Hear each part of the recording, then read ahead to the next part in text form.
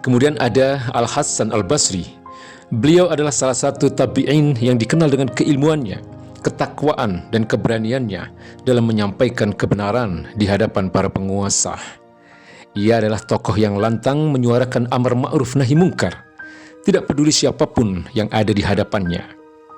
Salah satu kisah yang menggambarkan semangat dakwah Al-Hasan Al-Basri adalah ketika ia menasehati Hajjaj bin Yusuf, seorang penguasa yang dikenal sangat kejam. Meskipun nyawanya terancam, Al-Hasan tidak mundur sedikit pun dalam menyampaikan kebenaran. Kemudian ada lagi Muhammad bin Qasim. Ia adalah seorang pemimpin militer dari generasi tabi'in yang berhasil menaklukkan wilayah Sindh, kini Pakistan, pada masa Khilafah Umayyah. Meskipun usianya masih sangat muda, Muhammad bin Qasim memimpin pasukan muslim untuk menaklukkan wilayah ini dengan strategi yang cemerlang dan semangat dakwah yang besar.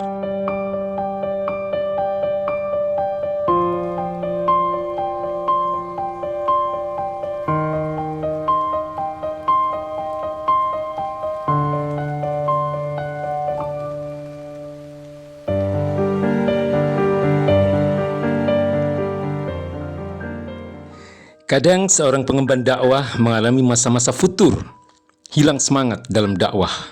Tentu banyak penyebabnya. Tentu banyak pula cara membangkitkan kembali semangat dakwah yang melemah, berkurang, bahkan mungkin sempat hilang. Salah satu caranya adalah dengan membaca dan merenungkan kembali kisah-kisah generasi salaf dalam hal semangat mereka mengemban dakwah, juga jihad fisabilillah yang layak untuk selalu diingat. Berikut beberapa di antaranya adalah kisah tentang Mus'ab bin Umair. Ia adalah salah satu sahabat Nabi Shallallahu Alaihi Wasallam yang memeluk Islam pada masa-masa awal. Ia dikenal sebagai pemuda kaya raya dan dihormati di Mekah. Namun setelah memeluk Islam, ia rela meninggalkan segala kemewahannya demi mengikuti ajaran Nabi Shallallahu Alaihi Wasallam sekaligus mendakwahkan Islam.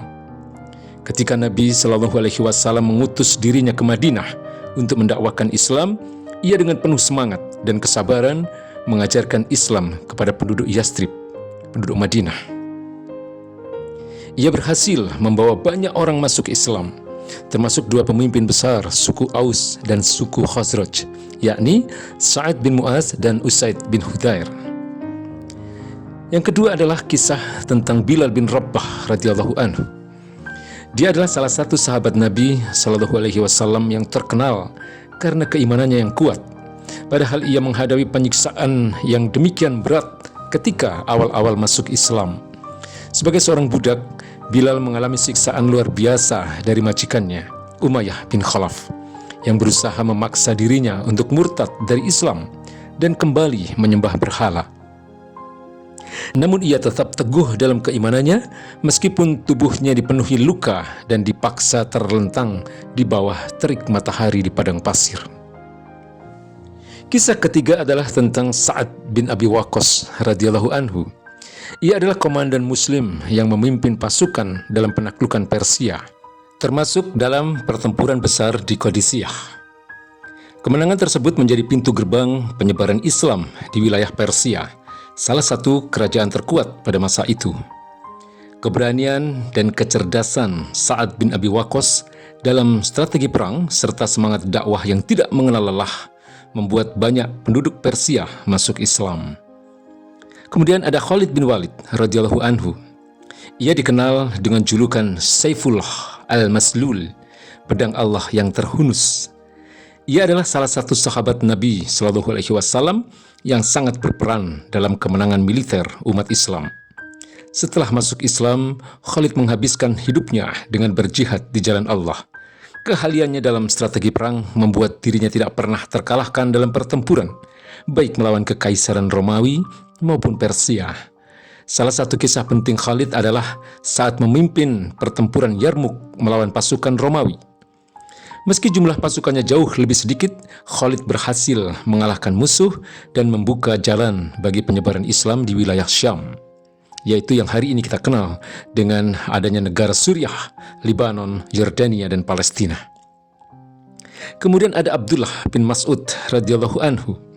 Ia adalah sahabat Nabi Sallallahu Alaihi Wasallam yang pertama kali secara berani dan terang-terangan membacakan Al-Quran di depan kaum Quraisy di Mekah, meskipun hal ini mengundang bahaya besar bagi dirinya.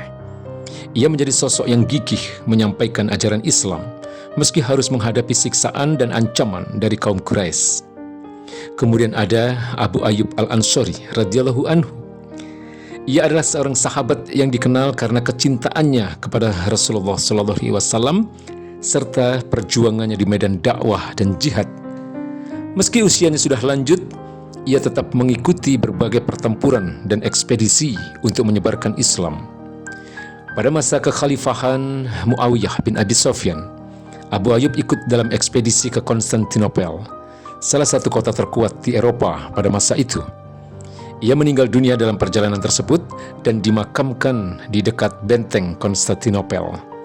Kisah ini menunjukkan semangat dakwah dan jihad yang tidak pernah padam, bahkan sampai nafas terakhir.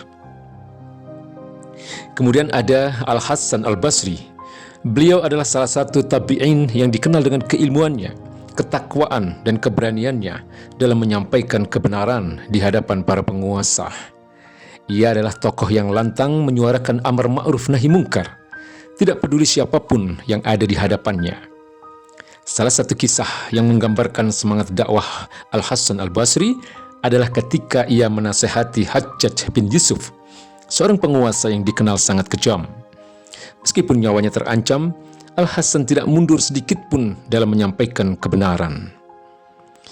Kemudian ada lagi Muhammad bin Qasim.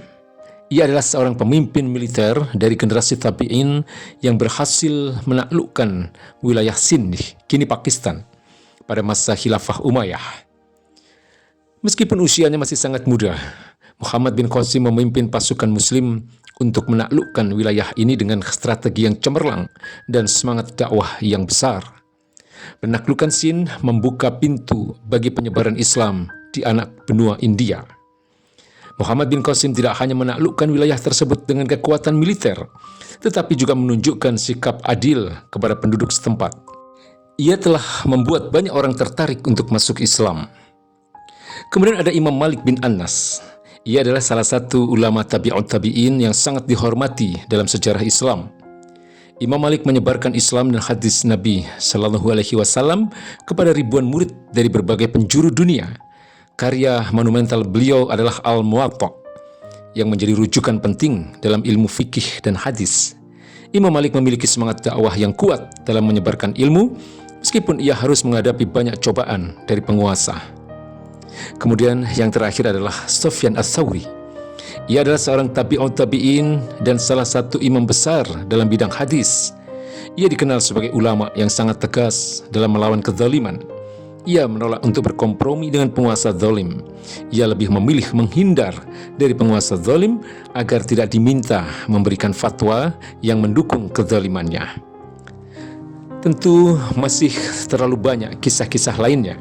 Semoga Allah Subhanahu wa Ta'ala memberikan kita taufik dan hidayah untuk mengikuti jejak mereka dalam mendakwakan Islam dengan penuh semangat dan ketulusan. Wallahu a'lam bishawab.